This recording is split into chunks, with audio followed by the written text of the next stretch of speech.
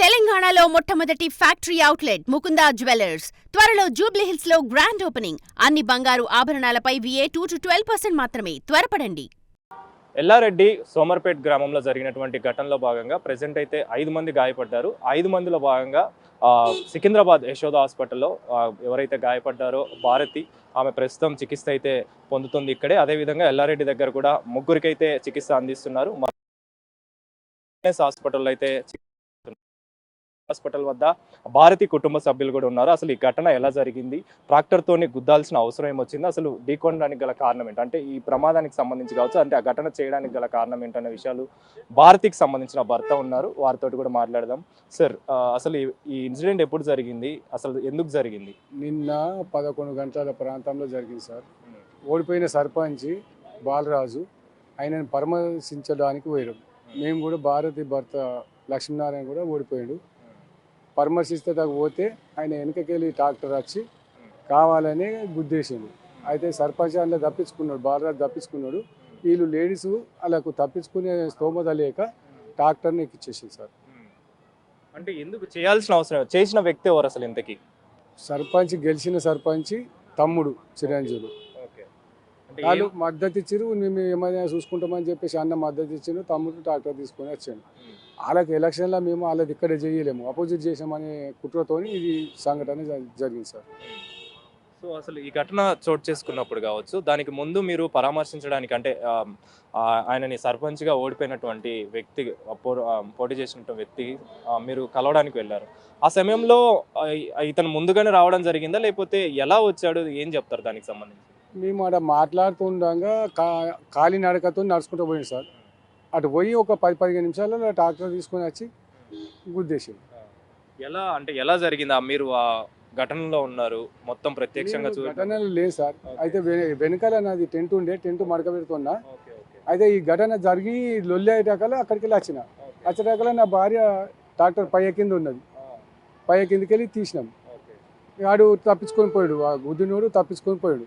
ఆడు ఓలని చూసినటాకల సర్పంచ్ ధైర్యం ఇచ్చిండు, తమ్ముడు వచ్చి గుద్ది. ఎవరెవరికి గాయాలయ్యాయండి దాంట్లో? మీ భార్యతో పాటుగా ఇంకెవరెవరికి గాయాలయ్యాయి? నా భార్యతో పాటు నా మనమోడు, ఇంకొకరు బేస్త బాలమణి, బనమీది బాలమణి, పద్మ సత్యవ, తోట శారద, వీళ్ళందరికీ జరిగినాయి. 2 హాస్పిటల్లో, ఈ హైదరాబాద్ హాస్పిటల్ ఉన్నారు, 3 ఎల్లారెడ్డి హాస్పిటల్ ఉన్నారు. ఓడిపోయిన సర్పంచ్ అభ్యర్థి. సరే, ముఖ్యంగా చూసుకుంటే అంటే ఈ ఇన్సిడెంట్కి సంబంధించి కావచ్చు, ఇప్పుడు పరిస్థితి ఎలా ఉంది, మీ భార్యకు సంబంధించిన పరిస్థితి ఎలా ఉంది, మిగతా వాళ్ళ పరిస్థితి ఎలా ఉంది? బాలమ్మనికి చెయ్యి తీసేసారు. భారతికి పరిస్థితి క్రిటికల్లో ఉన్నది. 72 గంటలకు నడిస్తే కానీ మేము చెప్పలేమని డాక్టర్ అంటున్నాం. ఎక్కడెక్కడ గాయాలయ్యాయి అని చెప్పేసి చెప్పడం జరిగింది. ఇది పొట్ట, చిన్న కింది పొట్ట, గాలి బార్డరు పలిగిందంట, ఈ మూత్రపిండం పలిగిందట, ఎముకలు అన్నీ చూరు అయినాయి. ఇక డాక్టర్లు చెప్పేది ఒకటే, 72 గంటలు గడిస్తే కానీ ఏం చేయలేము, 3 ఆపరేషన్లు కావాలి, ఆపరేషన్లకు సంబంధించిన ఐటమ్ మేము అడిగినప్పుడు ఇవ్వాలని చెప్పేసి అన్నారు. ఇస్తామని చెప్పి. మిగతా వారి పరిస్థితి, ఒక ఆమెకు చేతి తీసేసారు, బనమీది బాలమణికి చేయి తీసేసారు ఆల్రెడీ.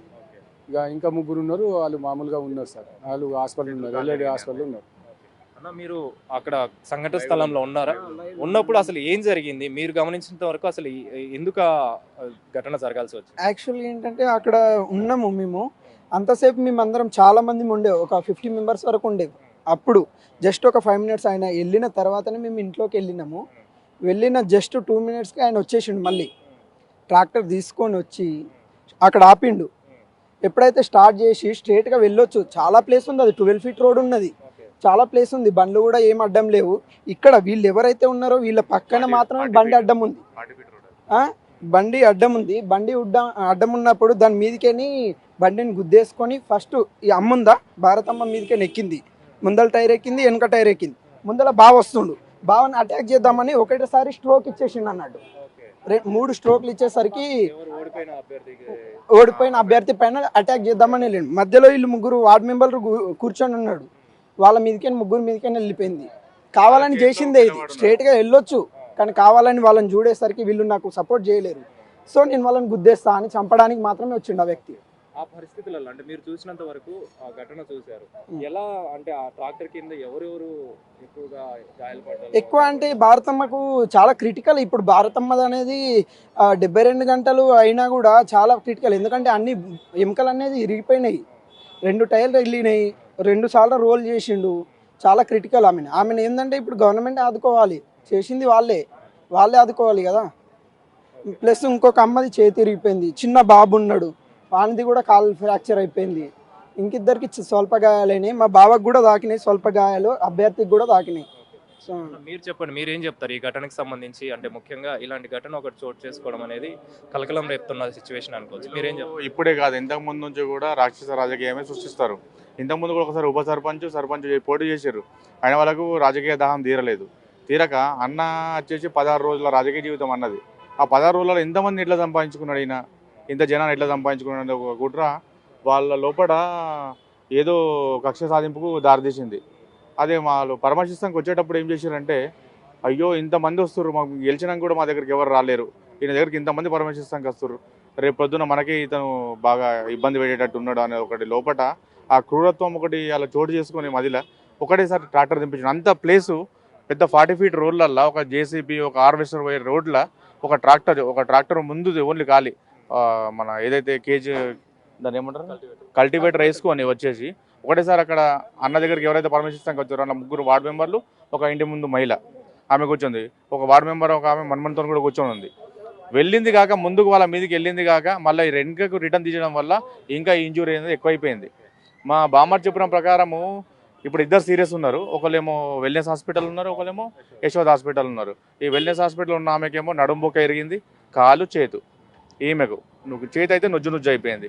ఈమె అయితే బ్రతకడం గ్యారంటీ లేదు. 72 గంటలు అన్నారు, కానీ వాళ్ళ పరిస్థితి చూస్తే మాత్రం ఒకసారి వచ్చి అక్కడ ప్రాంత ఎమ్మెల్యే కానీ ఇప్పుడు ఎవరైతే పాల్పడ్డారో కానీ ఒకసారి చూస్తే అర్థమవుతుంది వాళ్ళ పరిస్థితి ఎంత విషమంగా ఉన్నది. మరి ఇప్పుడు ఘటనకు సంబంధించి పోలీసులు చర్యలు తీసుకున్నారా?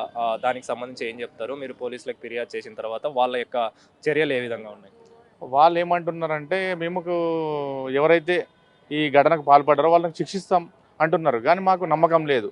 వాళ్ళని ఎందుకంటే వాళ్ళకి సంబంధించిన పదవులు తొలగిపోయేటట్టు చూడాలి ప్రభుత్వం. వీళ్ళు ఎవరైతే ఉన్నారో వాళ్ళందరినీ ఆదుకుంటట్టు చూడాలి ప్రభుత్వం. మళ్ళీ ఇంకోటి ఏంటో ఫుల్ ప్రొటెక్షన్ మా అన్నగారికి కావాలి. మా అన్న బాలరాజు ఓడిపోయిన అభ్యర్థి ఇప్పుడు ఎవరైతే ఉన్నారో ఇంకోటి ఏంటంటే మా యూత్ సభ్యులకు ఆల్రెడీ అంతకుముందే ఒక 15-20 రోజుల ముందు నుంచే అరే మీ పని చూస్తాము, మిమ్మల్ని చంపేస్తాం అనే మాటలు మాట్లాడుతున్నారు అన్నమాట. అదే ఇప్పుడు ఇంత కక్ష సాధింపుకు జరిగింది. ఎవరైనా ఓడిపోయిన వాళ్ళు గెలిచిన వారిపై దారికి పాల్పడతారు, కానీ గెలిచిన వారు రావడం ఏందో నాకు ఈ రాక్షస ప్రభుత్వం ఏందో నాకు ఏం అర్థమవుతలేదు. Okay, thank you. మొత్తానికైతే గాయపడ్డటువంటి కుటుంబ సభ్యులు అంటే గాయపడ్డ వారి కుటుంబ సభ్యులు అయితే చెప్తున్న వివరాల ప్రకారం ఎవరైతే ఈ ఘటనకి పాల్పడ్డారో, ఈ విధంగా దాడికి పాల్పడ్డారో వాళ్ళ మీద చర్యలు తీసుకోవాలని అయితే కుటుంబ సభ్యులు కోరుతున్న పరిస్థితి మనకు కనిపిస్తుంది. కెమెరా పర్సన్ శ్రీకాంత్తో కలిసి Anil, Big TV, Yashoda hospital నుంచి.